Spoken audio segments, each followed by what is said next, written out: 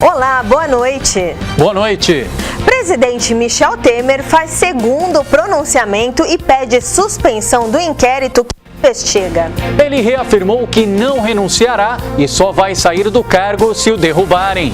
Vamos discutir e analisar os fatos e consequências em nossos estudos com 3 especialistas. Na economia, o professor Ramon Barazal fala da consequência no bolso do consumidor. No direito, o advogado criminalista Ilmar Muniz fala da delação premiada. Na questão política, o advogado Alberto Luiz Rolo fala quais caminhos restam ao Brasil. Na região, fique de olho nas oportunidades de emprego neste início de semana. Envie mensagem pelo WhatsApp, anote aí, 942429397. Hoje é segunda-feira, dia 22 de maio, e o Grande ABC Notícias está começando.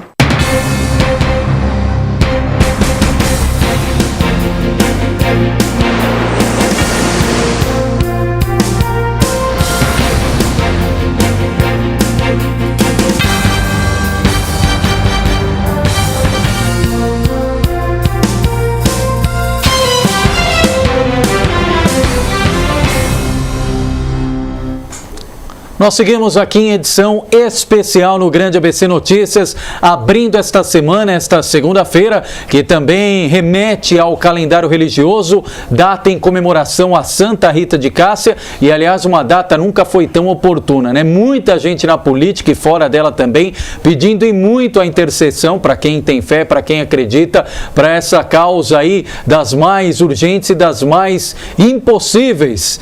E nós, claro, fazemos toda aqui a nossa menção, o nosso olhar voltado a Brasília, capital federal. Nosso foco continua e sempre vai ser a região do ABC, mas nesse momento o Brasil inteiro depende de Brasília.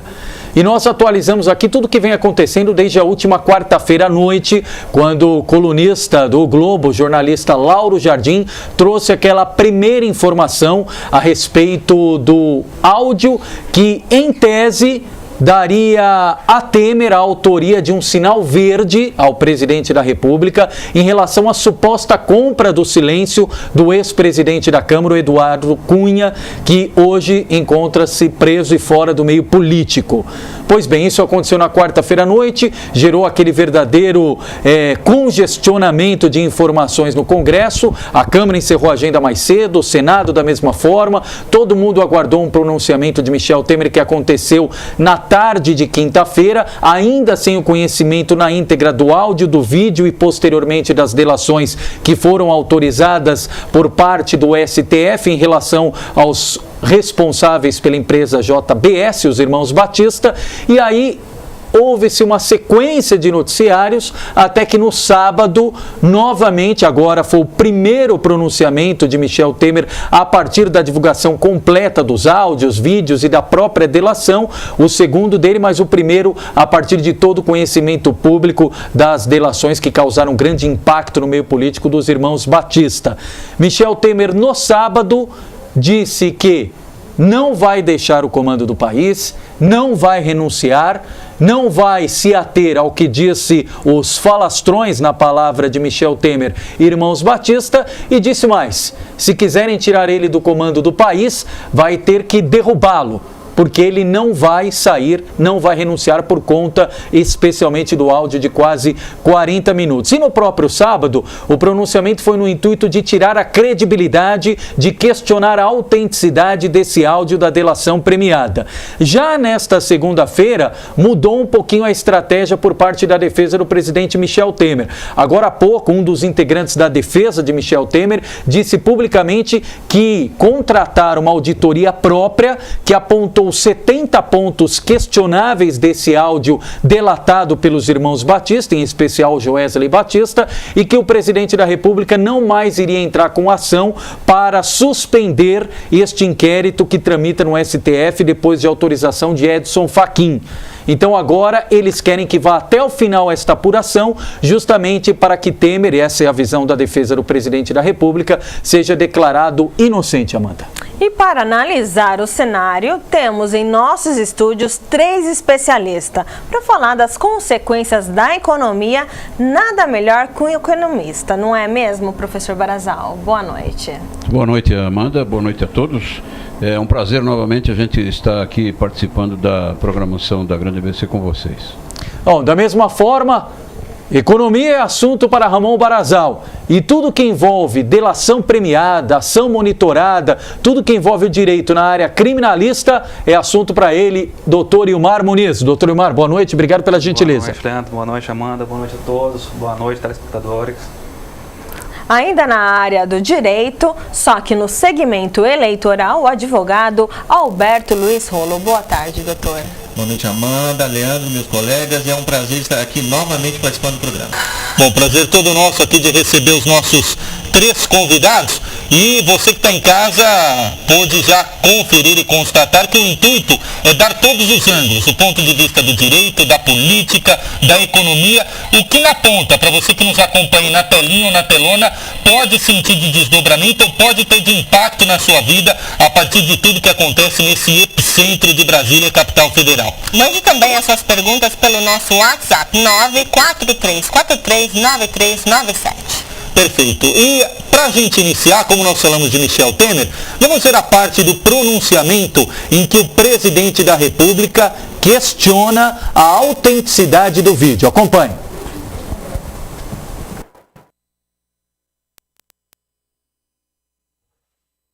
Que mais uma vez eu estou aqui para fazer uma declaração aos senhores e às senhoras jornalistas e ao povo brasileiro.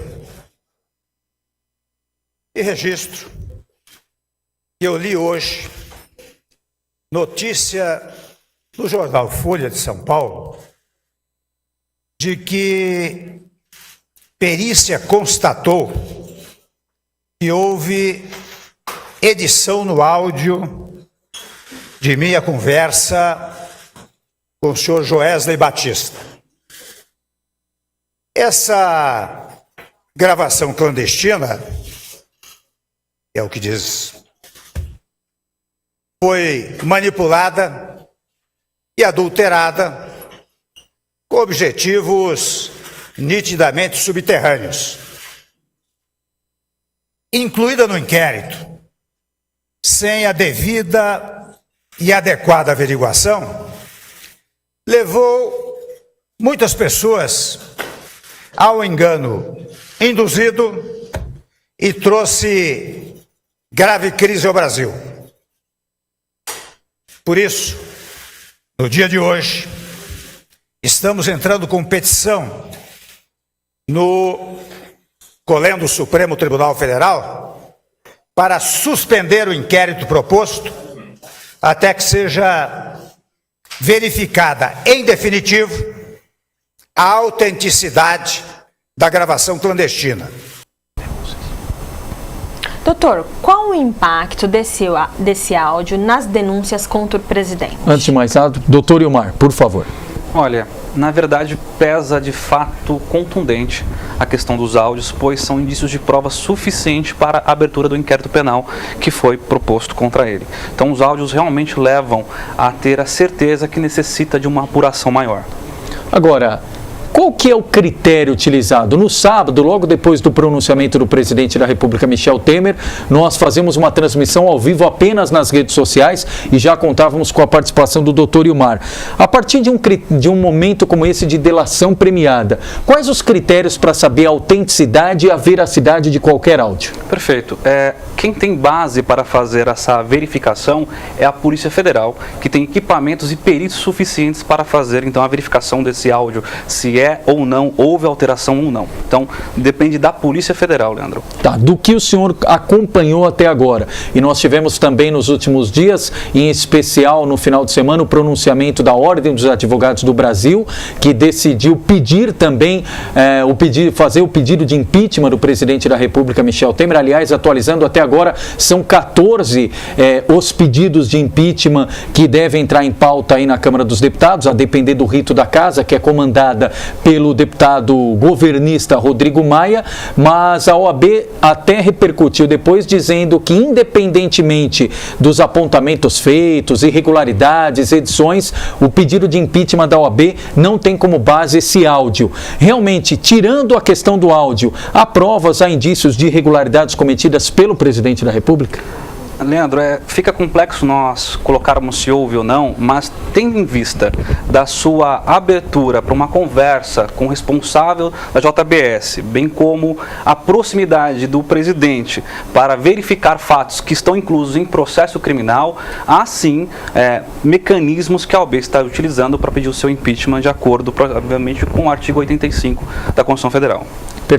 Outra coisa também, outro ponto que surgiu e tem sido muito questionado nas ruas em relação a essa delação premiada. Com a experiência que o senhor tem como advogado criminalista, algum trecho, algum artigo, algum item da legislação prevê um caso de delação premiada com as características e com as nuances da delação premiada que foi dada a Joesley Batista? E digo isso porque o próprio presidente Michel Temer fez um comentário, e eu gostaria até que a produção deixasse no ponto antes do nosso especialista comentar, porque ele tece críticas profundas em relação à situação de liberdade e à situação da família Batista, em especial do Joesley Batista, que se encontra nos Estados Unidos. Vamos ao próximo vídeo, então, trecho também do pronunciamento de Michel Temer.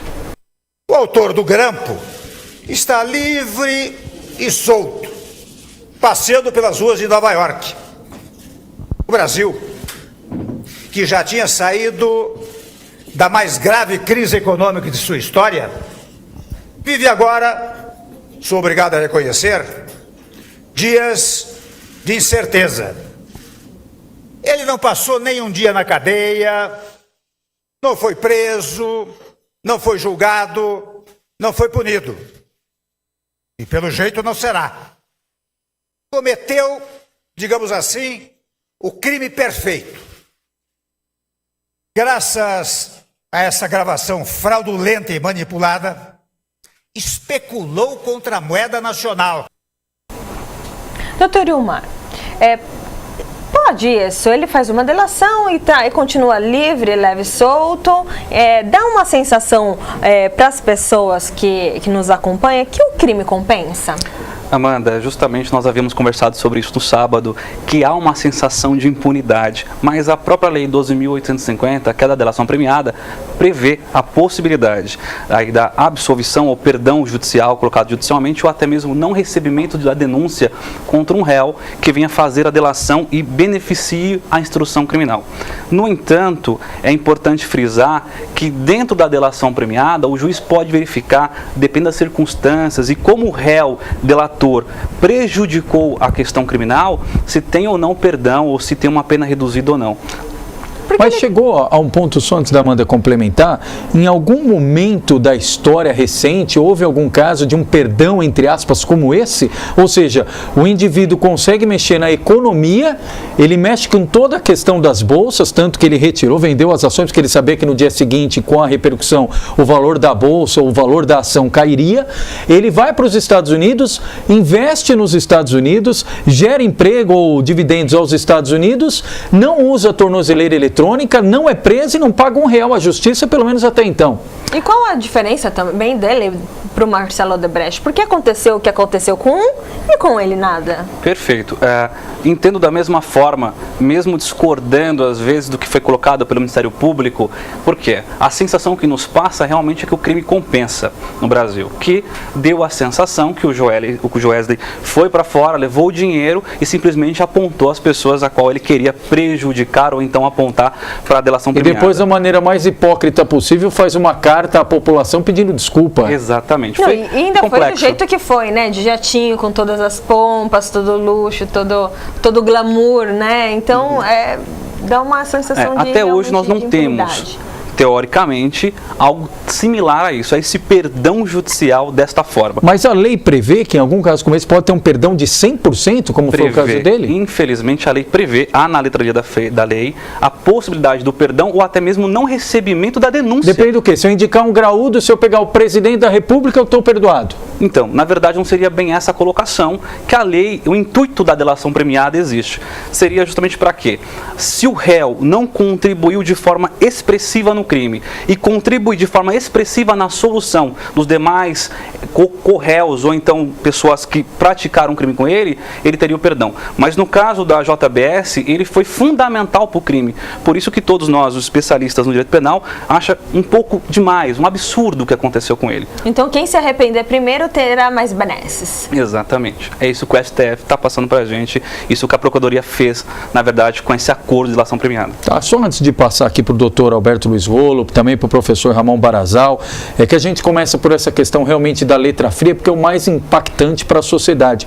Na prática, qual a diferença realmente da delação do Marcelo Odebrecht, até então a delação do fim do mundo, só que muitos foram precipitados porque não sabiam dessa delação da JBS. Qual a diferença do Joesley Batista para o Odebrecht? Olha, como especialista e como cidadão, acredito que nenhuma, na verdade. É que o Odebrecht não pegou o Temer e o... Exatamente. A verdade, o que nos aparenta ter acontecido é que o Joesley, como uma pessoa inteligente que o é, fez a delação anteriormente. Olha, eu quero já colocar a situação aqui e oferecer a minha oportunidade de ajudar a justiça. E por que ela veio à tona somente agora? Porque ela já foi feita em março, né? Nós estamos em abril, quase terminando... Maio. Estamos em maio, quase terminando o mês de maio. Perfeito. Na verdade, o que aconteceu no caso em específico, ocorreu uma ação monitorada. Houve um tempo, na verdade, para verificar toda a atuação de outros criminosos, de outros sujeitos, na relação criminosa que o Joesley apontou como tendo participação. Isso, e aí nós já vamos voltar nessa história que também causou muita polêmica da ação monitorada. Eu, pelo menos, só tinha visto imagens e fotos como esses, flagrantes como esse, na história do Arruda, ainda quando era governador, na delação do então secretário Durval Barbosa. Mas quero colocar aqui na conversa também o doutor Alberto Luiz Rolo, é especialista no direito eleitoral, mas antes, como advogado, doutor, quero também a opinião sobre esse cômputo geral e, acima de tudo, como cidadão. Fica essa mensagem de que o crime compensa? Com certeza. E eu vou pegar o gancho que você falou da OAB, Leandro, e além de eventualmente a OAB propor mais um pedido de impeachment, você lembrou que são 14, então seriam 15, né? Pedidos de impeachment contra o presidente Temer. Eu acho que a OAB deveria ir atrás desse tipo de conduta também do Ministério Público, porque essa sensação de impunidade com certeza fica, e eu não sei até que ponto o Procurador-Geral da República pode dar um tratamento diferente, como a gente está abordando aqui, dar um tratamento diferenciado. Se a lei é a mesma, como diz o doutor Ilmar, o tratamento também tem que ser o mesmo, e principalmente porque neste caso os prejuízos para a população, os prejuízos para a sociedade, a gente vai abordar isso aqui, foram muito maiores. Então é inaceitável, inadmissível que um órgão do Ministério Público aceite esse tipo de delação, que alguns na rede social até estão dizendo que não é mais delação premiada, é delação da Mega Sena, né? Porque é muito mais premiada do que foi a do Marcelo Odebrecht. Pois é, porque eu não vou nem... Muito se questiona a respeito da figura do presidente da República, Michel Temer, e eu não vou aqui, não é nossa função, fazer nenhum juízo de valor ou entrar no mérito da questão nesse caso, em que pese vários questionamentos a respeito do presidente Michel Temer receber no exercício do cargo, na hora que foi, etc. e tal. Mas o que pesa para a população como um todo é a questão do Joesley Batista, porque ele fala claramente aí na sua própria delação de milhões, que ele sabia que esses milhões seriam utilizados para ações escusas, compra de voto de deputado contra o impeachment, compra de apoio de deputado na eleição de Eduardo Cunha à presidência da Câmara. Falou claramente a Michel Temer, ou deu a entender pelo menos, de que ele estaria ali tentando usar seu poder de influência sobre procuradores, sobre juízes. Aí simplesmente ele consegue negociar essa delação, sabe de todo o roteiro da delação, vai embora um dia antes de tudo explodir para Nova York, deixa a bomba armada e absolutamente nada acontece com ele.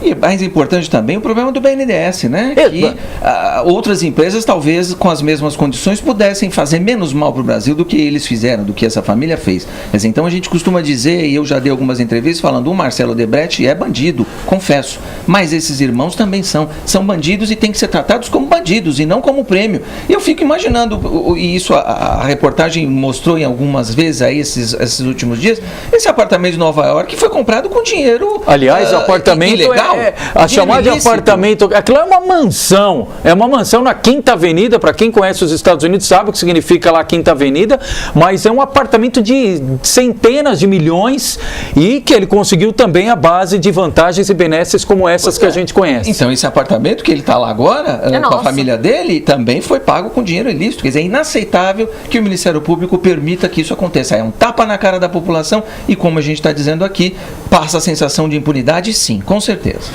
Professor Ramon Barazal, o senhor também tem essa mesma sensação de impunidade? Sem dúvida, eu estou aqui ouvindo os amigos comentarem e estou pensando, poxa vida, acho que é bom a gente pensar em fazer alguma coisa assim, depois a gente faz uma delação premiada. Essa palavra super premiada. Essa palavra nem se encaixa direito com aquilo que está acontecendo, mas enfim, eu não quero usar uma palavra de baixo calão aqui, mas essas pessoas dessa família Batista são pessoas da mais baixa estirpe e portanto, teriam que estar pelo menos na cadeia por alguns anos, né, para dizer pouco. Essas pessoas causaram danos quase que irreparáveis para o nosso país, em alguns casos irreparáveis mesmo, e do ponto de vista econômico que a gente pode abordar, bom, aí a coisa vai muito fundo, atingindo pessoas comuns aqui do nosso dia a dia.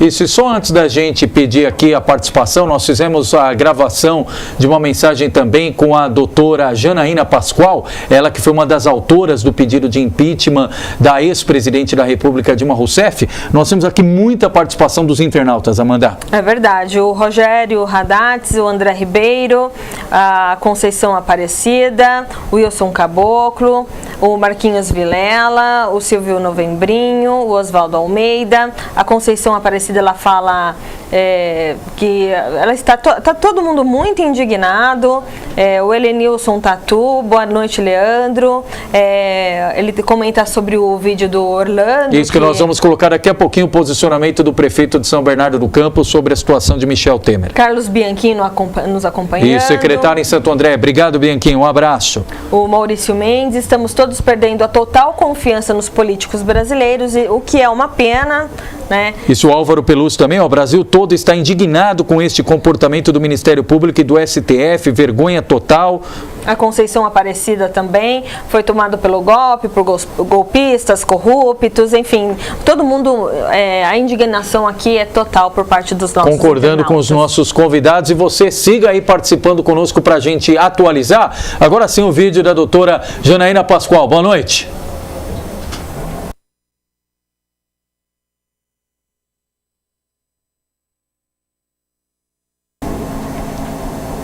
Temos o vídeo? Bom, enquanto não entra o vídeo, do ponto de vista de gestão, ainda há estabilidade para a gestão Temer? Bom, para cada um aqui falando na sua área. Doutor Ramon, do ponto de vista econômico, há sustentabilidade para essa gestão de governo Temer continuar? Desde que nós tenhamos o apoio do Congresso Nacional, isso continua funcionando, eu diria até com razoável normalidade. O problema é que neste momento a instabilidade política vigente no país arrebenta com qualquer sistema econômico. Isso vale para o Brasil, vale para qualquer lugar do mundo, qualquer região que você imaginar.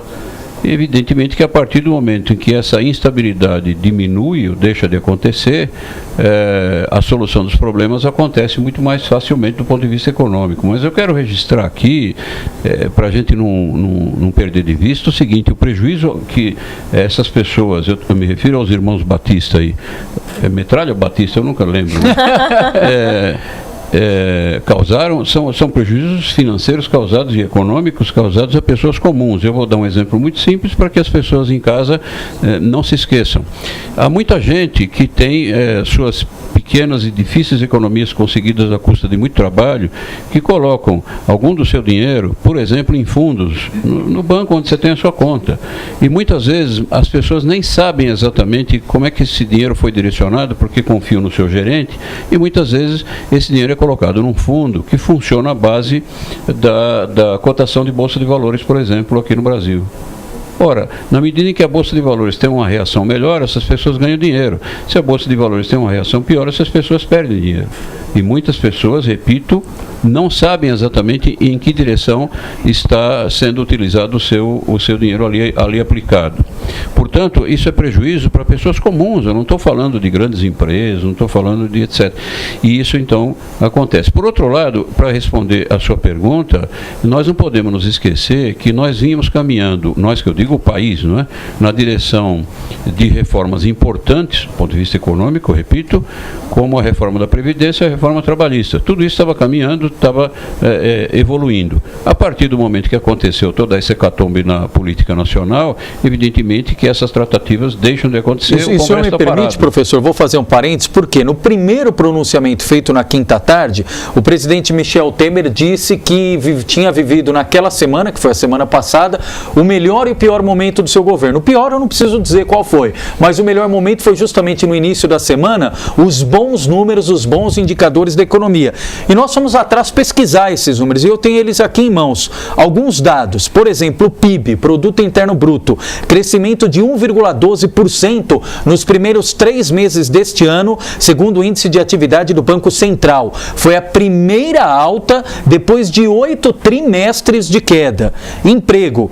59.856 vagas com carteira assinada criadas no mês de abril, ou seja, no mês passado, de acordo com dados oficiais do Ministério do Trabalho. Foi o primeiro resultado positivo para o mês de abril desde 2014, ou seja, dos últimos 3 anos. Indo para os segmentos produtivos, o comércio, por exemplo, 3,4% de elevação no fluxo de pessoas no shopping center só no mês passado. Melhor resultado desde abril de 2015. E a indústria, 21% de aumento na produção de veículos nos 4 primeiros meses do ano, em comparação ao mesmo período do ano passado. Ou seja, o que para muitos especialistas mostrava que a recessão tinha acabado. Pois é, Leandro, para corroborar o que você está dizendo e reforçar essa linha de raciocínio, não custa lembrar que hoje, segunda-feira, o Boletim Focus dá informação, dá notícia de que os números projetados para a economia brasileira continuam sendo números positivos. Tradução, o mercado está dizendo, eu continuo acreditando na recuperação da economia. Isso é de hoje de manhã, não é coisa levantada há um mês atrás, não.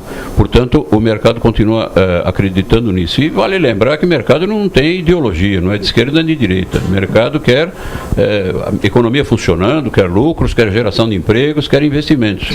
E se isso acontece, né, é bom para o país como um todo. Se isso não acontece, é ruim para nós todos.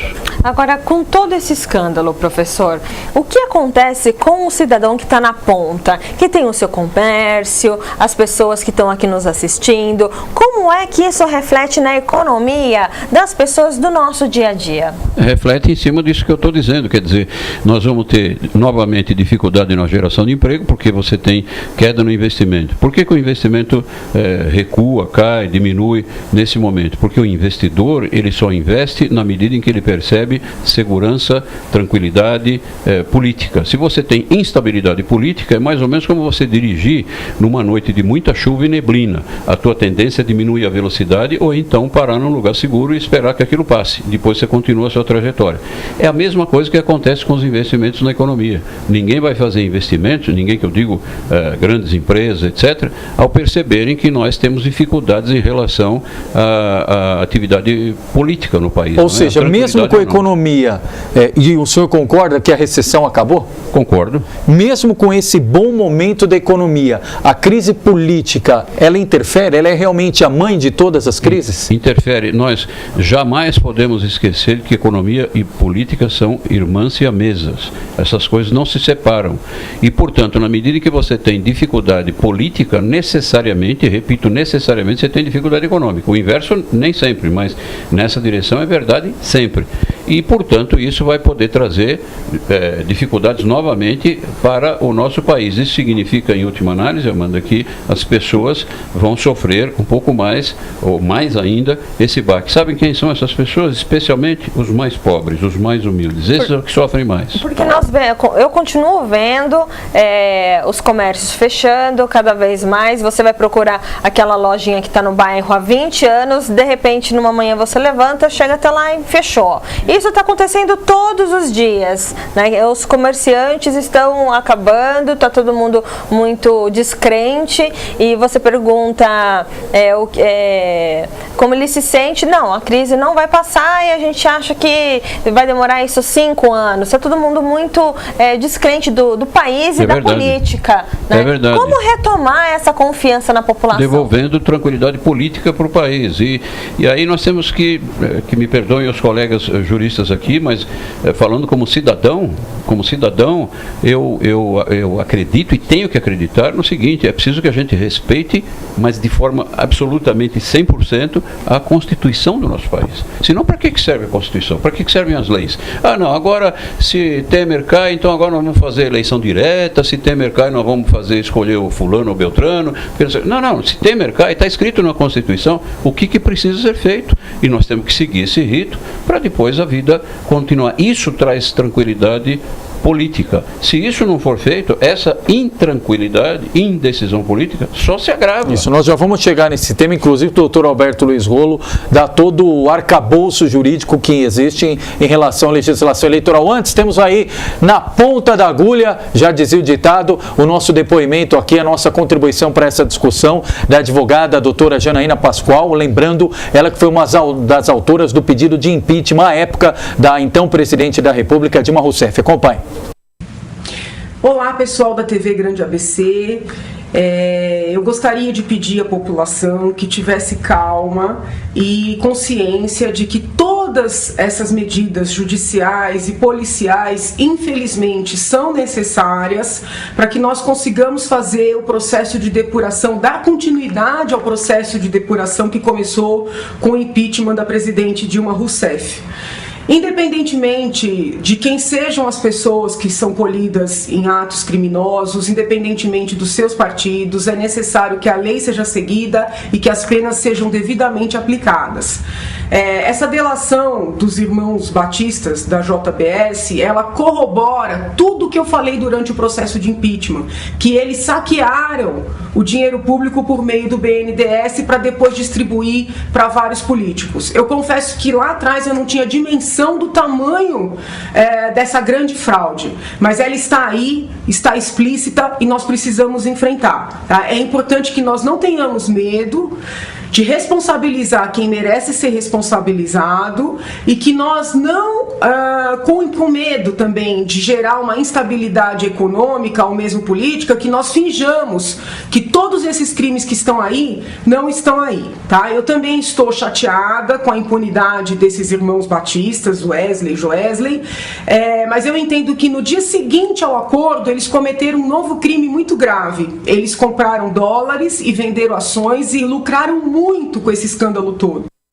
Bom, doutor Ilmar, o que a gente mais ouve é que os irmãos Batista cometeram crime. Como é que alguém que comete crime está andando livre, leve e solto pelas ruas de Nova York? É complexo até comentar esse assunto, porque a sensação que nós temos... O Fachin não viu isso, a Polícia Federal não viu isso, ninguém viu isso. De fato, não só viram, como participaram do acordo. Aliás, essa é uma boa pergunta, porque tem ministros do governo Temer já fazendo a seguinte sustentação, de que não foi válida a delação envolvendo o presidente Michel Temer, porque não tinha sido dada autorização por parte do STF em relação a essa investigação a Michel Temer por ele estar no cargo de presidente da República. O STF sabia ou não sabia? Na verdade, o Fachin falou que tinha conhecimento, que estava apurando. A delação premiada, ela depende também de um sigilo total da investigação para justamente conseguir posteriormente ter aí a ação monitorada. Porque como os próprios irmãos fizeram, falaram, entregaram valores para pessoas específicas, se isso tivesse vindo a público na época, não teria condições de ser colhido a questão da ação monitorada. Em quais casos a ação monitorada pode ser utilizada? Porque parece caso de produção Hollywood hollywoodiana, né? E não é a prática. Ou seja, dependendo da situação, a Polícia Federal, a Procuradoria-Geral, o próprio STF utilizam desse instrumento para que a pessoa que está disposta a delatar não só faça o seu depoimento, como ela continue como um infiltrado nas questões, aí nesse caso envolvendo os políticos, e aí sim o Joesley já sabia que ia fazer delação, começou a ser monitorado, então começou a ser aí grampeadas todas as ligações dele, o próprio dinheiro utilizado estava com o chip, só que engraçado, o dinheiro estava com o chip, só que estava com o chip até chegar à pizzaria. Depois da pizzaria, ninguém mais sabe o que aconteceu com o dinheiro, né? Exatamente. Na verdade, o que acontece? A ação monitorada é um requisito que já acontece há muito tempo, Leandro. Na verdade, a Polícia Civil dos estados já utilizavam isso. Pode utilizar em qualquer momento? Na verdade, pode em qualquer momento. Quando se trata de uma organização criminosa, né? Então, para apurar a organização criminosa, saber quem é o mandante, saber quantas pessoas são envolvidas, justamente essa ação monitorada é para isso. O que significa isso? É um retardamento de um flagrante. Então, a polícia tem a apuração do fato criminoso, mas ela retarda um eventual flagrante para justamente apurar quantas pessoas estão envolvidas nesse tipo de crime. No caso dos irmãos, eles apontaram diversas pessoas e falaram que conseguiriam provar que essas pessoas estariam envolvidas, como, por exemplo, o Aécio Neves, que teve aí toda a colocação na sua delação. Agora, o incrível é que Armando Aécio foi preso, o primo também, e ele não. A colocação do próprio Facchini foi o seguinte: como o Aécio tem um mandato ainda, tem um foro privilegiado, ele dependeria de um flagrante delito para ser preso. E como teve a postergação, o retardamento desse flagrante, não tinha mais condições de uma prisão eventual dele nesse caso. O ex-presidente Lula esteve sábado aqui no ABC em agenda. Ele defendeu diretas já. Veja só o vídeo. Temos que ter clareza que nós queremos eleição direta, que nós queremos que o Temer saia logo, mas nós não queremos um presidente eleito indiretamente. Nós queremos um presidente eleito.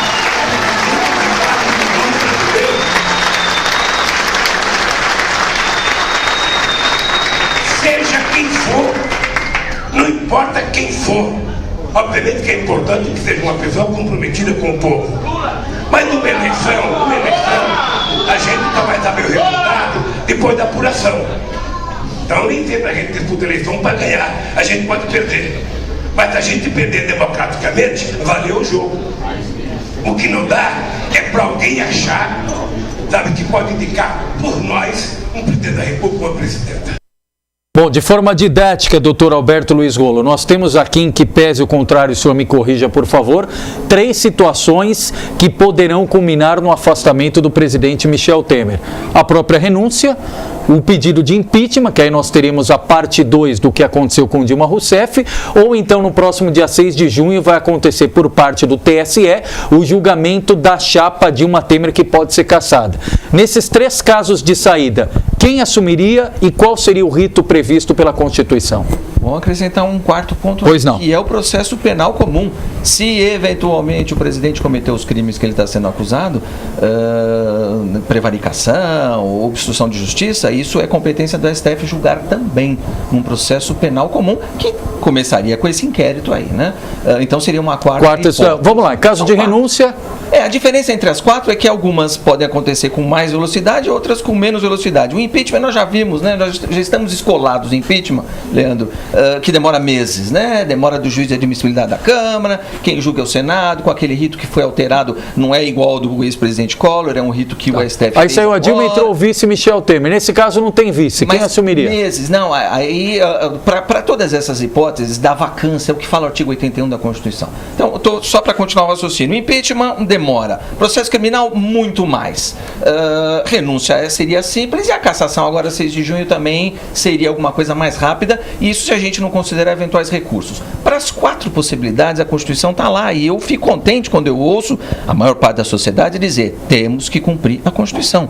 Agora nós acabamos de ouvir alguém dizendo que tem que ter eleição direta, não é o que está escrito na Constituição, e quando alguém que diz isso é o Lula, que foi presidente 2 vezes, eu fico bastante chateado com isso, porque é inaceitável um cidadão, principalmente alguém que foi presidente da República, dizer, vamos deixar a Constituição de lado e vamos fazer aquilo que é eu acho mais confortável, a Constituição dá essa resposta. Nós vimos esses últimos dias, Leandro, pelo menos 3 ministros do STF dizendo a Constituição dá a solução. Se a gente quer viver num país regido pelas normas, regido pela lei, pelas leis, a gente tem que cumprir aquilo que está na Constituição. E a Constituição diz, artigo 81, parágrafo 1º, o internauta pode ver, o telespectador pode ir lá na Constituição, nos 2 últimos anos, no último biênio, a eleição é indireta, gostemos ou não. Ou seja, votam os deputados e os senadores. O que a gente pode discutir é quais são as regras para essa eleição direta, mas que é hoje a eleição é indireta, não se Aí discute quem mais. Assumiria nesse caso é o então presidente da Câmara, o deputado Rodrigo Maia,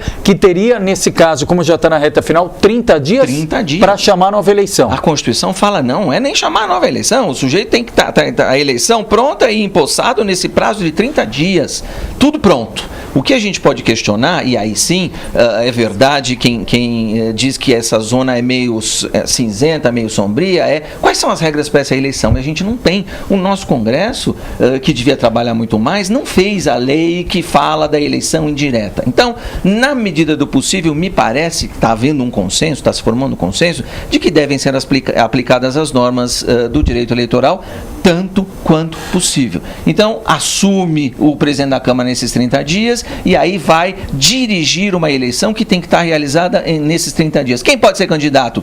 Me parece que qualquer um que cumpra as exigências da Constituição. Vou dar um exemplo, 35 anos de idade. Eu tenho certeza que você e a Amanda não podem. Doutor, eu não sei.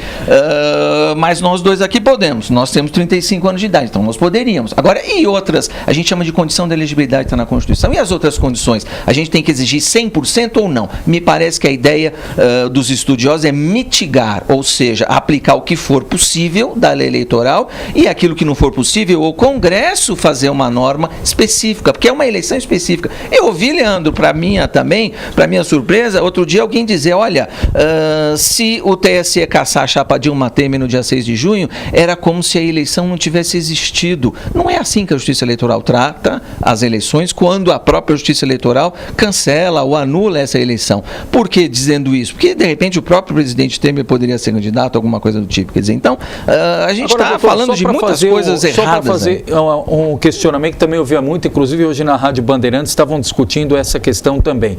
O artigo 81 é muito claro, como o senhor disse, porém ele fala para seguir essa questão em caso de vacância, eleições indiretas, como prevê a lei. E aí a lei que fala é a lei mais atual, a lei vigente seria a lei complementar 6490? A gente tem um monte de alterações recentes e uma das que está sendo discutida agora é uma alteração do Código Eleitoral. E essa alteração no Código Eleitoral, que é de 2015, diz que se a vacância acontecer nos últimos 6 meses, ou antes dos últimos 6 meses, aí seria eleição direta. Mas aí, para a gente que estuda direito, a gente tem um choque aí de normas jurídicas. Se a Constituição fala especificamente da eleição de presidente da República, como é que eu não vou aplicar a Constituição para aplicar uma norma jurídica que está abaixo da Constituição? E vou ilustrar. Tem gente que cita essa lei complementar justamente para tentar questionar uma possível candidatura do então ministro da Fazenda, Henrique Meirelles. Porque também, de acordo com a lei vigente, teria que ter uma descompatibilização de 6 meses. E se a eleição for chamada em 30 dias, por mais que o Henrique Meirelles deixe o governo agora, e aí nós estamos trabalhando com um quadro hipotético, ele não teria tempo hábil. É nesse ponto que eu acho que a legislação tem que ser mitigada. Você vai aplicar a Lei 64/90, que é chamada Lei das Inelegibilidades, demora um pouco para falar isso rápido sem errar. Inelegibilidade. Trava a língua. Aplicar tanto quanto possível. Você deu o exemplo do ministro Henrique Meirelles, eu vou dar outro exemplo que o cidadão aí adora, que é o do juiz Sérgio Moro. Vamos imaginar que o juiz Sérgio Moro queira ser candidato nessa eleição indireta. Porque ele é juiz, esta Lei 64/90 que você está falando exige também desincompatibilização. E no caso dele, um outro detalhe, porque o ministro Henrique Meirelles já é filiado ao PSD do Kassab, o Sérgio Moro nem filiação tem. Por isso é que a gente está defendendo, me parece, a gente discutiu isso lá na OAB, eu faço parte da Comissão de Reforma Política da OAB e nós discutimos isso, pelo menos em internet, que a nossa reunião vai ser agora, aplicar a lei tanto quanto possível. Então não é possível, até porque o Henrique Meirelles não sabia que ia acontecer eventualmente essa eleição e o Sérgio Moro não saberia que ia acontecer eventualmente essa eleição. Então, aplicar tanto quanto possível são as demais regras. Agora, filiação partidária tem que ter, a Constituição exige, mas alguém pode se filiar hoje. Afastamento, desincompatibilização do ministro Henrique Meirelles ou do juiz Sérgio Moro, desincompatibiliza hoje, se a eleição vai ser marcada para daqui a 30 dias. Então, tanto quanto possível. Doutor Rolo, na sexta-feira, o deputado federal Alex Manente, ele esteve aqui com a gente em entrevista e ele defendeu que ele defendeu a eleição direta já logo agora, mas não que o presidente ficasse um ano, que ele ficasse mais esse um ano, em 2018 não tivesse a eleição para presidente, 5 anos. E aí o mandato dele ficaria para 5 anos. É possível isso? Neste momento, me parece isso uma ruptura constitucional. E a gente tem que lembrar lá que o artigo 5º da Constituição fala em periodicidade. Hoje, o período de eleição ou de mandato do presidente é de 4 anos. Agora, eu vi ali no vídeo onde apareceu o ex-presidente Lula, o deputado Vicente Cândido. E por que eu estou falando do deputado Vicente Cândido? Porque ele é o relator. E o relator colocou no relatório dele uma alteração dessa periodicidade de 5 anos. Mas a partir da alteração daqui para frente, este mandato é de 4 anos. Se tenha sido eleito a Dilma ou a chapa Dilma Temer e hoje está lá o Temer na presidência, este mandato tem 4 anos. Me parece que seria uma séria ruptura da ordem institucional você de repente abreviar esse mandato. Uma solução que está sendo preconizada, que me parece menos ruim, mas a gente precisa analisar com profundidade, seria a aprovação de uma emenda constitucional agora, que vai entrar em pauta nessa terça-feira, e aí sim, comissão, prevendo a eleição direta, ou seja, mudando a Constituição. PEC, emenda constitucional, muda a Constituição. Então, me parece, se desse tempo, ainda dá para questionar se isso também não seria uma ruptura, um casuísmo, né? Quer dizer, por que fazer isso agora? Só porque aconteceu? Eles deviam ter trabalhado antes e terem feito as regras para a eleição indireta antes, né? Doutor Rolo, o senhor acha que vai acabar caindo no colo da juíza Carmen Lúcia, no final das contas? É uma das possibilidades, porque o STF já decidiu que quem está na linha de substituição, sucessão, não pode ser réu. E aí nós vamos perguntar para o doutor Ilmar. Por enquanto, que eu saiba, o Rodrigo Maia e o Eunício Oliveira são só indiciados, tem inquérito, me parece. Ou contar com o altruísmo dos dois. Não, não dá, porque a Constituição, eles quando foram eleitos para a presidência da Câmara, a presidência do Senado, é obrigação constitucional suceder ou substituir, é obrigação. Então precisa só saber essa condição jurídica. Hoje, até onde eu me lembro, eles não são réus, não tem denúncia oferecida, não tem denúncia recebida. Doutor Ilmar, é só investigação. Não são réus. Então, nesse caso, tanto o Rodrigo Maia quanto o Eunício Oliveira podem assumir. Agora, se isso acontecer, Amanda, daqui a alguns meses, se houver denúncia oferecida e denúncia recebida, aí eles viram réus, aí o próximo na linha de sucessão seria a ministra Carmen Lúcia. E só para falar de eleição direta ou indireta, a produção me chama a atenção, temos também o posicionamento e até que enfim temos o posicionamento, que eu vou te falar, viu? O PSDB está igualzinho Pôncio Pilatos na passagem bíblica. Está querendo por tudo quanto é questão lavar as mãos da história do Michel Temer. O PSDB disse que marcaria uma reunião no final de semana, no domingo, não aconteceu essa reunião, alterou a data para esta segunda-feira, não aconteceu, e aí jogou para o STF. Na quarta-feira, depois que o STF dissesse, pronunciar se vai dar sequência ou não ao inquérito do Michel Temer, nós vamos nos posicionar. Então, se o STF condenar, nós vamos condenar. Se o STF não condenar, a gente não condena também. Como foi adiada essa questão? Justamente por esse pedido da defesa do Michel Temer, que agora não quer mais a suspensão, como fica o PSDB? E, aliás, quem é o PSDB nessa altura do campeonato para falar depois de tudo que aconteceu com o Aécio Neves, que não é só um filiado ao PSDB. O Aécio Neves era o último candidato à presidência da República do PSDB, presidente nacional do PSDB, e depois se viu na situação que viu aí, que muitos já, com todas as letras, dizem que politicamente está findado o período de Aécio Neves. E a gente tem a posição hoje do prefeito de São Bernardo, Orlando Morando, que do seu campo de São Bernardo já vislumbra os campos do estado de São Paulo, porque se coloca aí nas pesquisas como um proeminente candidato a governador. Acompanhe. Meus amigos do PSDB, aqueles que são mandatários ou não, a situação é muito séria, é muito grave. Eu venho hoje a público expressar a minha opinião. Nós tentamos ajudar o Brasil através do governo do presidente Michel Temer, porque tínhamos clareza que o PT não podia e nem pode voltar a governar o Brasil. Agora também tenho uma certeza, não tem mais condições do PSDB continuar apoiando a presidência do presidente Michel Temer. O homem público é para dar exemplo E infelizmente o que nós vimos foi um péssimo exemplo do presidente Michel Temer e também do ex-presidente do nosso partido, Aécio Neves. Eu venho defender uma posição minimamente necessária para que possamos fazer essa travessia. O Brasil precisa sim de cumprir a Constituição e chamar uma eleição indireta. E ninguém melhor do que para trazer a serenidade, a tranquilidade para fazer essa travessia, que o presidente Fernando Henrique Cardoso. Eu defendo um novo modelo de gestão que não será aplicado por ele, mas para chegar a um novo modelo, Fernando Henrique pode ajudar a conduzir este processo. Porque não será candidato à reeleição, não terão brigas pessoais partidárias. Nós precisamos trazer calma, a situação do Brasil é grave.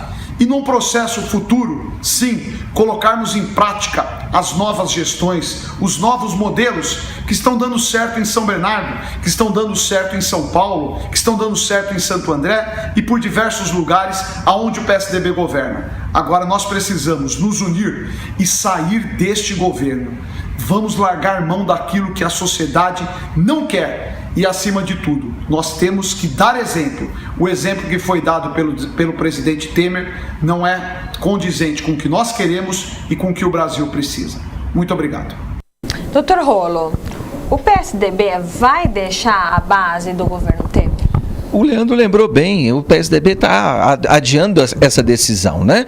Imagino eu que por conveniência política. Sim, então, por uma própria divisão, né? Porque o Pedro Tobias, presidente do PSDB aqui no estado de São Paulo, já disse que o PSDB deveria desembarcar. O próprio ministro das Cidades, Bruno Araújo, num primeiro momento sinalizou com essa tese de deixar o governo e depois foi removido da ideia.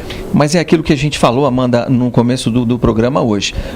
O presidente precisa de governabilidade. Então, se o PSDB abandonar o barco nessa altura do campeonato, acabou a governabilidade. Tem 4 então, a nossa situação só vai piorar. Então, eu acho que o PSDB, já que assumiu essa posição no primeiro momento de se manter no governo, pode fazer as críticas e exigir as apurações de acordo com a Constituição, mas dar esta governabilidade em nome dos 200 milhões de cidadãos, de brasileiros que estão dependendo do dia a dia, de produzir, de trabalhar para sobreviver, né? Agora, destaques regionais, primeiro com a possibilidade de emprego. O destaque é da repórter Larissa Lemos. Isso, vamos acompanhar as oportunidades aqui na região. Com você, Larissa. Quem está desempregado e procura por trabalho pode consultar os postos disponíveis na região.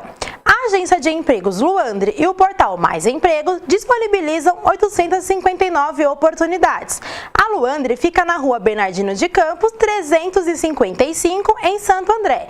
E para saber mais, é só acessar o site maisempregos.mte.gov.br. E como o relógio aqui é implacável, a gente já vai acionar novamente porque tem mais destaques, né, Amanda? Ela também fala a respeito de Ribeirão Pires. Pois não, Larissa? Com o novo ranking para as instâncias turísticas promovido pelo governo do estado, a cidade de Ribeirão Pires pode perder o título por falta de investimentos na área. Segundo o secretário de Desenvolvimento Político e Econômico de Ribeirão, Marcelo Menato, perder esse título vai gerar muito prejuízo para a cidade.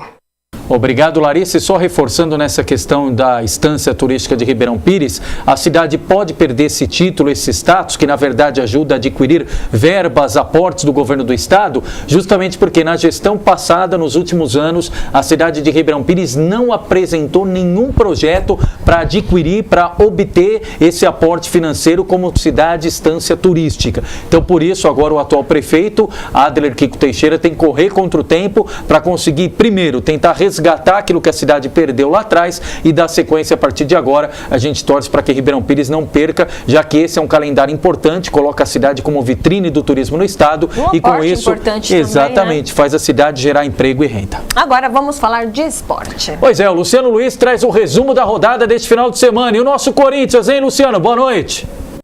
Boa noite, Leandro Amaral. Boa noite, Amanda Sinac. Estou chegando para falar de esportes aqui no programa Grande ABC Notícias. Um final de semana com boas notícias para o torcedor do ABC no que diz respeito ao futebol. A equipe do São Bernardo estreou com vitória na Série D do Campeonato Brasileiro. Venceu a equipe do Novo Hamburgo pelo placar de 1-0, gol do Alvinho fora de casa e já dá um passo importante rumo ao acesso à Série C desta competição. Vale lembrar que o próximo compromisso do do São Bernardo será domingo, às 15 horas, no estádio 1º de Maio, contra a equipe do Inter de Lages.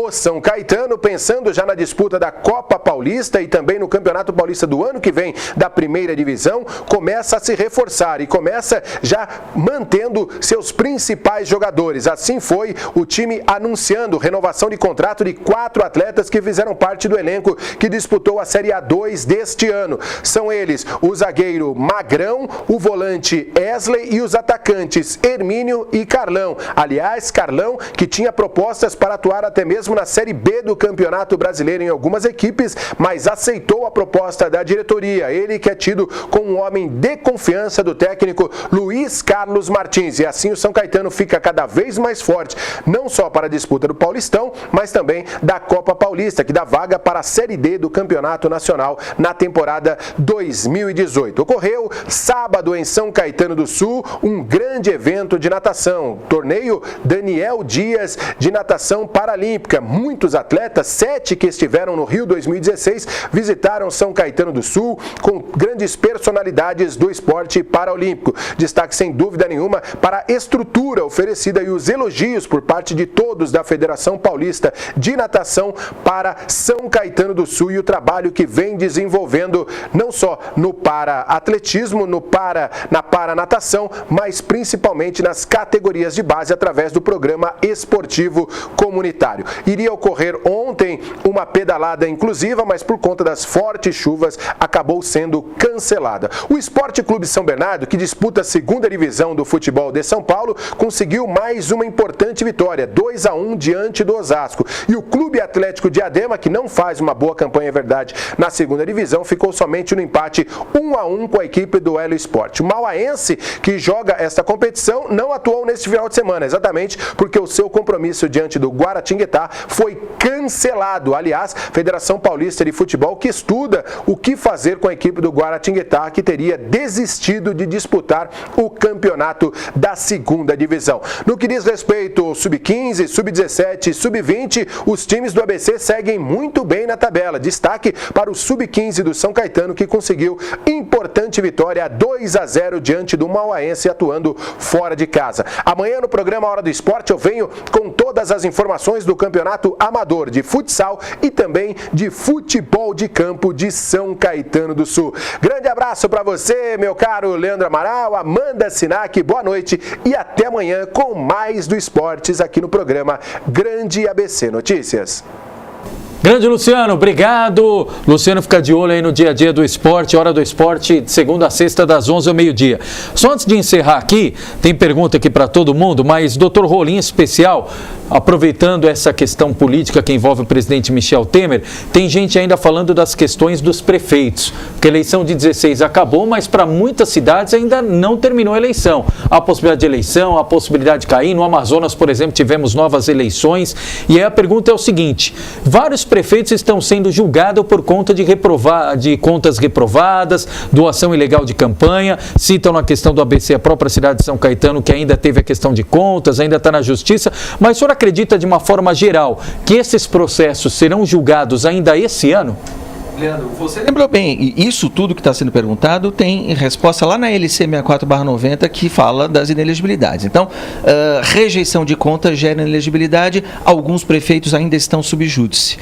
Pelo que eu me lembro, isso acalma aí o telespectador, no caso de São Caetano já terminou o processo, então não tem mais questionamento. Agora, outros prefeitos sim, e a gente está tendo eleições suplementares todo primeiro domingo do mês. Então nós vamos ter agora dia 2 de junho, depois dia 2 de julho. No Brasil inteiro tem eleições suplementares.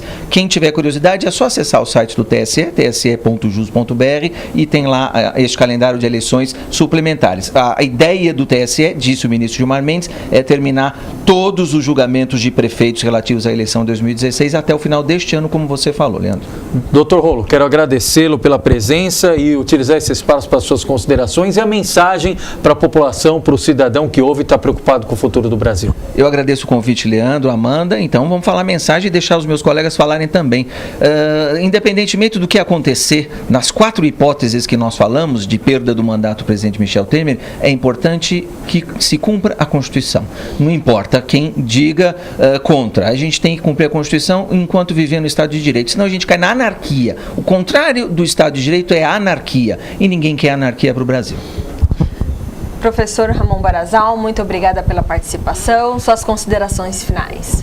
Eu que agradeço o convite, estaremos sempre à disposição para voltar a lembrar os nossos amigos de casa, para você que tem o seu dinheiro aplicado nesse ou naquele banco, não faça nesse momento, repito, não faça nesse momento movimentos bruscos, não é? Mantenha calma, mantenha um pouco de sangue frio, aguarde, se oriente com o seu gerente e daqui a alguns dias esse teu gerente vai te orientar a melhor maneira de você utilizar o seu dinheiro, esse dinheiro que está aplicado lá depois de tanto sacrifício e tanto trabalho. Boa noite a todos e um grande abraço. Boa noite, doutor Ilmar Muniz. Muito obrigada pela participação. Suas considerações finais. Amanda, eu que agradeço, Leandro, sempre o convite. Estarei sempre à disposição aos colegas aqui de bancada. Quero lembrar a todos que realmente esse é o caminho, lutar, discutir, sempre questionar a questão de política, realmente aí para o Facebook, para a internet, redes sociais. Quero deixar aqui um grande abraço ao amigo Rogério Garcia, que tem feito uma aula muito bacana de política aqui na região do Grande ABC. Faço o convite ao Dr. Rola, ao professor, para que venha conhecer esse projeto com a gente. E a todos, muito obrigado, uma boa noite. E se nós também agradecemos principalmente aqui os nossos convidados que abriram espaço na agenda. A gente sabe da agenda intensa para estar aqui, mas principalmente também você que está aí no outro lado, na telinha, na telona, nos acompanhando. O objetivo da TV Grande ABC é justamente esse, é a comunicação social, é levar todos os lados, no caso de hoje da política, do direito, do dia a dia da economia, para você que está em casa saber de que forma você pode ser afetado, impactado por tudo que acontece. E mais ainda, nos ajudar nessa cobrança, porque os irmãos Petralha, os irmãos Batista não podem passar ilesos, é tirar o povo para bobo. Boa noite. Boa noite a todos.